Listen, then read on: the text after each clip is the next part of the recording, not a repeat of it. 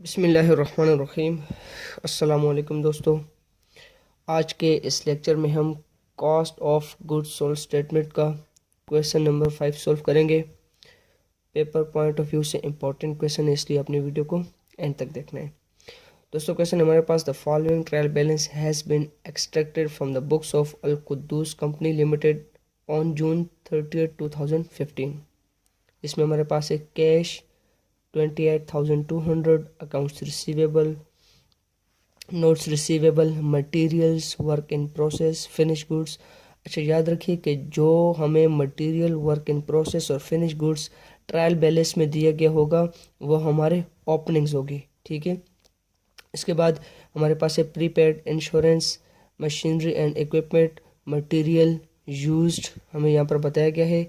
इसके बाद हमारे पास notes payable, accounts payable, taxes payable, rent payable, sales, capital stock, retained earnings, accumulated depreciation, and यहाँ पर हमें डायरेक्ट लेबर कॉस्ट भी बताई गई है 16,000। फैक्ट्री ओवरहेड कॉस्ट हमें बताई गई है 17,480। ये हमारी क्या होगी, एक्चुअल कॉस्ट। इसके बाद हमारे पास selling cost 1200 and administration cost 1080। इसके बाद हमें फर्दर इंफॉर्मेशन दी गई है इन्वेंट्रीज एज ऑन जून 30, 2015, जिसमें हमारे पास materials, work in process and finish goods. तो ये तीनों हमारे पास क्या हो जाएंगे, क्लोजिंग। जो ट्रायल बैलेंस में दिए गए होंगे वो ओपनिंग होंगे, और यहाँ पर जो हमें एडजस्टमेंट में दिए गए होंगे या ट्रायल बैलेंस के बाहर दिए गए होंगे तो वो हमारे क्लोजिंग्स होंगे। नीचे फिर हमें बताया गया है there was a debit balance of ₹1480 representing the difference between the actual factory overhead cost 17,480, जो मैंने आपको यहाँ पर बताया।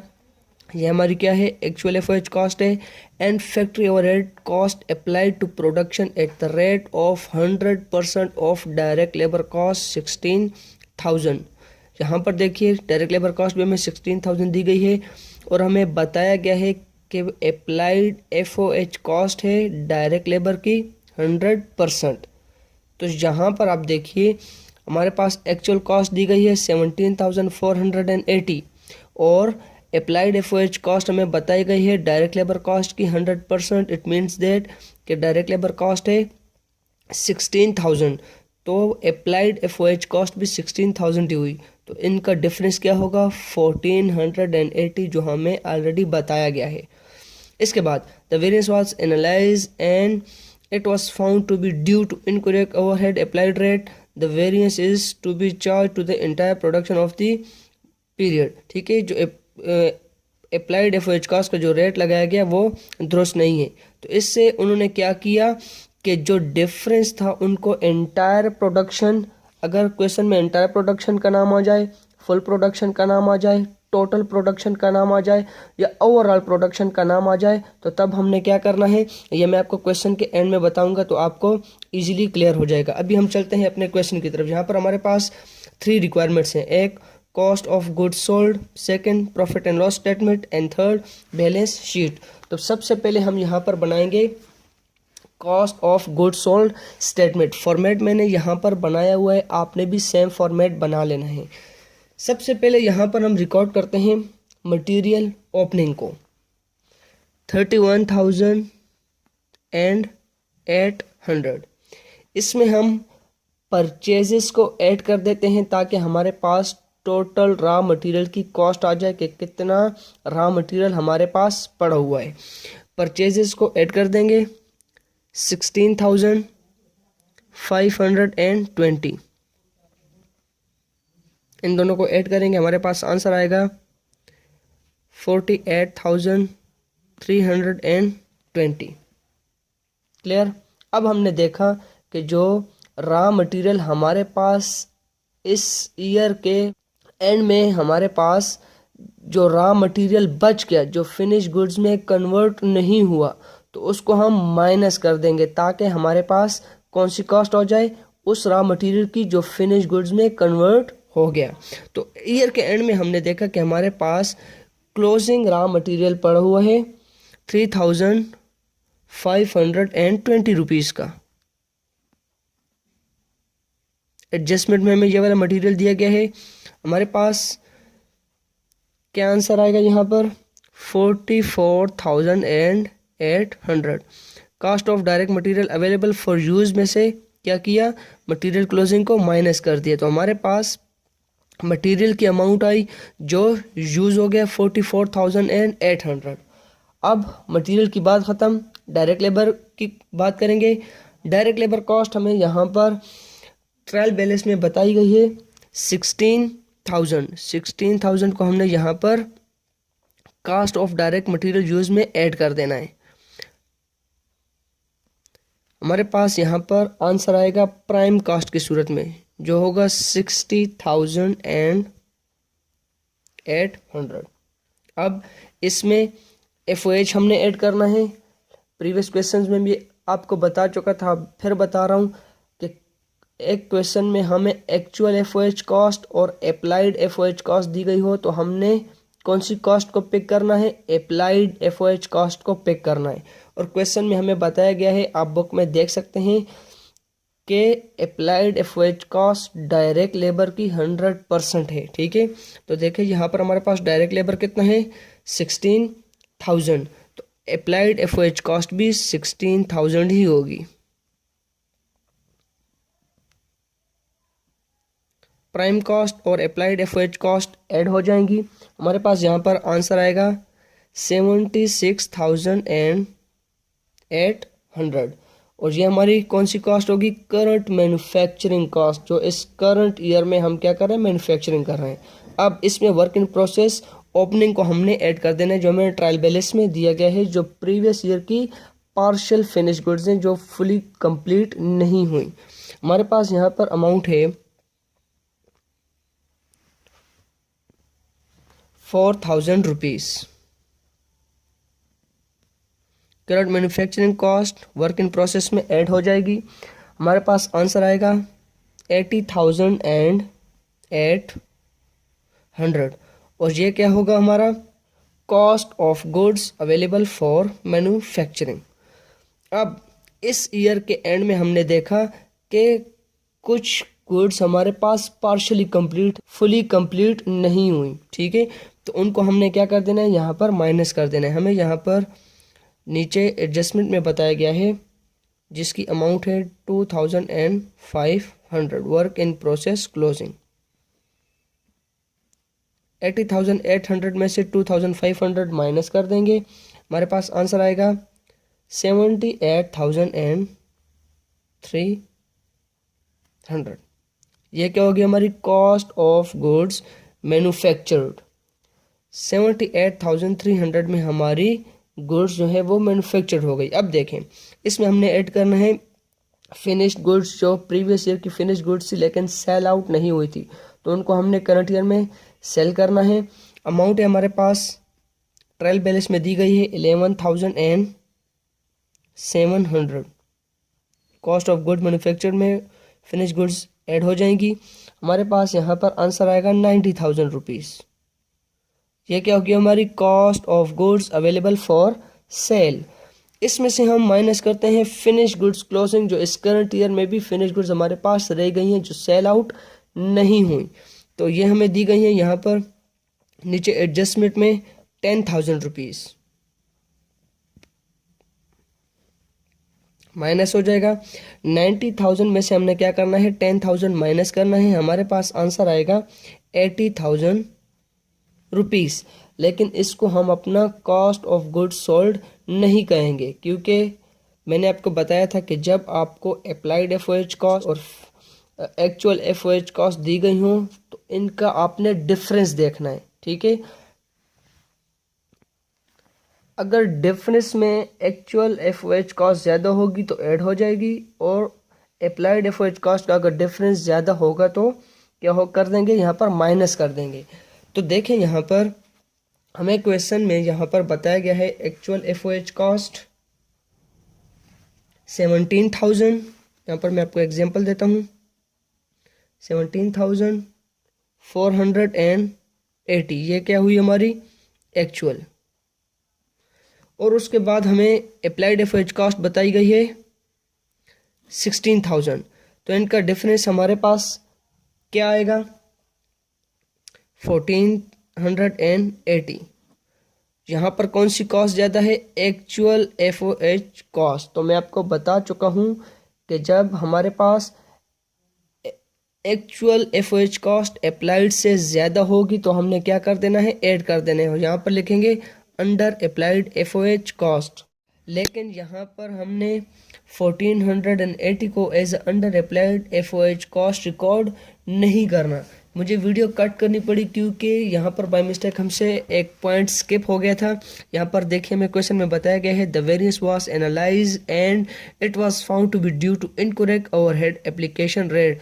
जो अप्लाइड FOH रेट लगाया था वो रॉन्ग था, ठीक है। तो इसको ठीक कैसे किया गया, the variance is to be charge to the entire production of the period. Entire production of the period की जब भी बात आएगी तो इस करंट ईयर की मैन्युफैक्चरिंग की बात करेंगे जो प्रोडक्शन की होगी, जिसमें हमारे पास है वर्क इन प्रोसेस क्लोजिंग और फिनिश गुड्स क्लोजिंग। मैं आपको क्वेश्चन के स्टार्ट में ही बता चुका था कि जब हमें बताया जाएगा entire production, full production, overall production, तो इसको हमने कैसे सॉल्व करना है, ठीक है। सबसे पहले हम यहाँ पर लिखते हैं वर्क इन प्रोसेस को, वर्क इन प्रोसेस। इसके बाद लिखेंगे फिनिश गुड्स को और उसके बाद हमने लिखना है CGS को। और हमेशा याद रखिए कि आपने work in process and finish goods दोनों क्लोजिंग ही उठानी है जो हमें क्वेश्चन में दी गई होंगी। तो वर्क इन प्रोसेस क्लोजिंग हमें दिया गया है 2500। इसके बाद 10,000 हमें फिनिश गुड्स दी गई है और CGS जो यहाँ पर हमने फाइंड आउट किया है वो है 80,000। तो CGS यहाँ पर लिख देंगे 80,000। यहाँ पर 25,000 से 10,000 को कट कर देंगे, हमारे पास आएगा 4 और यहाँ पर इसको कट करेंगे, हमारे पास आएगा 32, ठीक है। अब करना क्या है, सबसे पहले हमने इनको सम कर देना है। 14 + 32 हमारे पास आंसर आएगा 37, ठीक है। अब वर्क इन प्रोसेस को सबसे पहले लेना है। हमारे पास जो एक्चुअल FOH कॉस्ट और अप्लाइड FOH कॉस्ट का जो डिफरेंस आ रहा था उसको हमने इन सब में चार्ज करना है। तो हमारे पास सबसे पहले आएगा 1480 मल्टीप्लाई बाय 1 जो वर्क इन प्रोसेस का है डिवाइडेड बाय जो सम अप किया 37, आंसर आएगा हमारे पास 40। इसके बाद फिनिश गुड्स को लेंगे,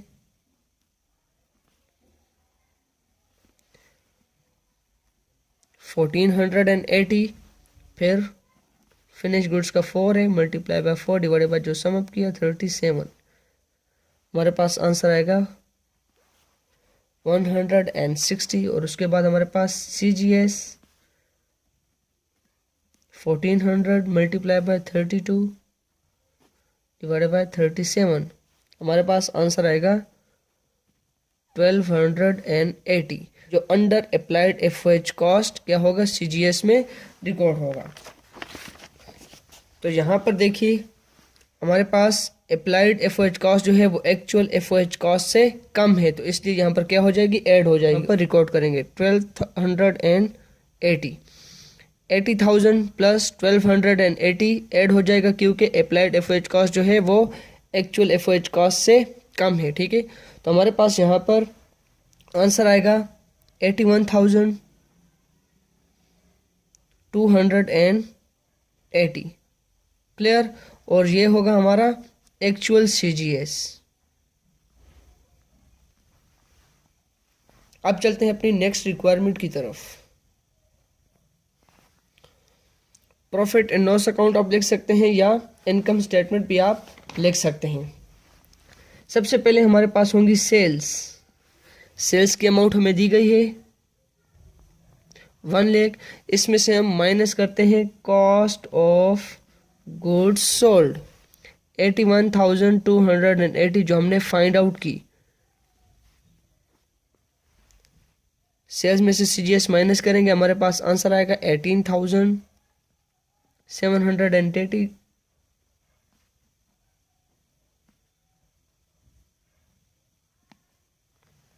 जो हमारा होगा ग्रॉस प्रॉफिट।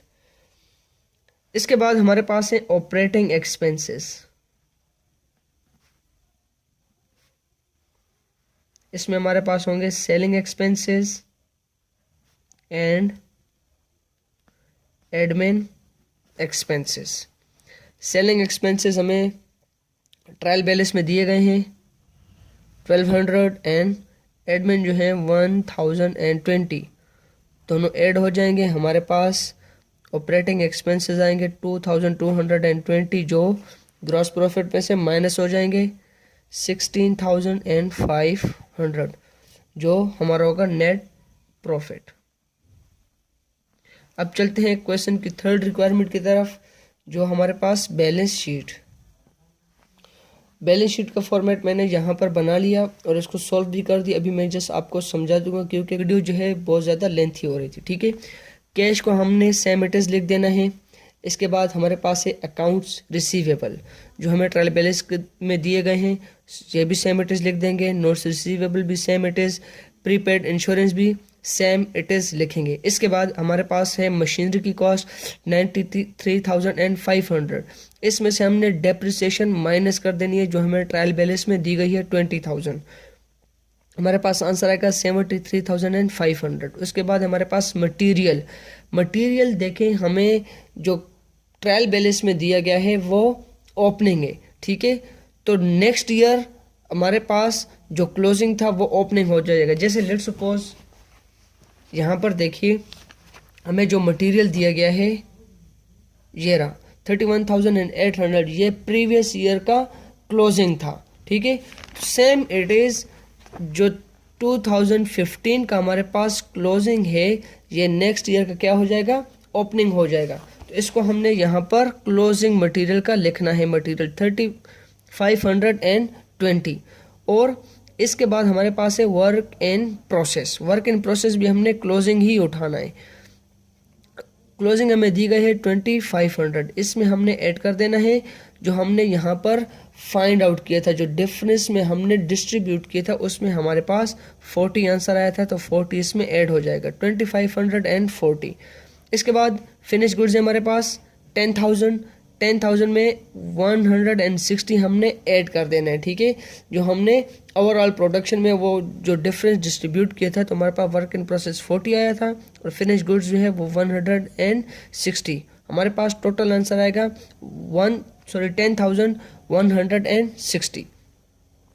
इसके बाद है कैपिटल स्टॉक भी हमने कितना लिख देना है 1 lakh, same it is retain earning, same it is net profit हमने ऐड कर देना है जो हमने फाइंड आउट किया 16,500। इसके बाद notes payable same, accounts payable same, taxes payable same and rent payable same.